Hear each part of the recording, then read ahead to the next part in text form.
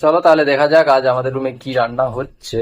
অর্ণবদা, তাহলে কি রান্না হচ্ছে আজ? আজ ভাই ডিমের ঝোল, দুটো তিনটে 8টা মতো ডিম দেয়া আছে এখানে।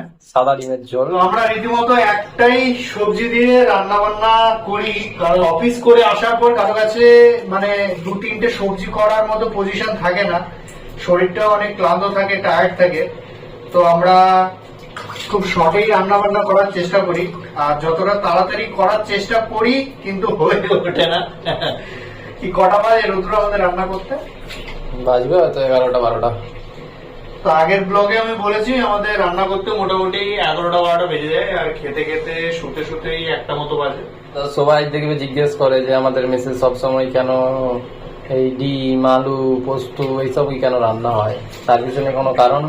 একটাই কারণ ভাই, কারণ দেখো আমাদের মাংস হয়, রবিবার রবিবার করে মাংস হয়, কিন্তু আমাদের একটা মাত্রই কারণ কি, মাছ কেনার মতো সময় নেই, আর দমদমের ভেতরে মাছের যা দাম, তো মাছের দাম আকাশ ছোঁয়া।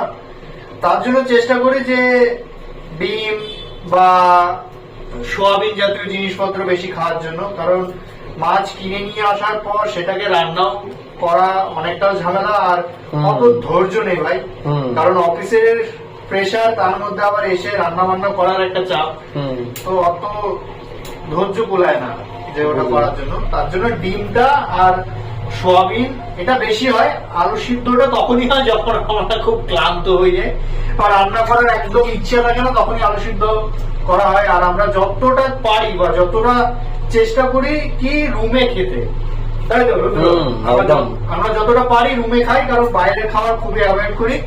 আর এটাও চেষ্টা করি যে রাত্রেবেলাও রান্না হোক আর সকালবেলাও রান্না হোক, কারণ এটা শরীরের পক্ষে ভালো। কারণ এটা দেখতে পাচ্ছি আমরা যতটা চেষ্টা করি যে হাইজেনিক রাখা, এখন যদি বাইরে গিয়ে খেতে যাই তাহলে সেখানে বুঝতে পারছো যে হাইজেনিকটা কেমন থাকে।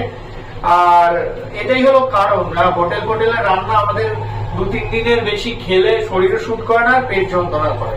এই কারণের জন্য আমরা অ্যাটলিস্ট রাতের রান্নাটা রুমে করার চেষ্টা করি।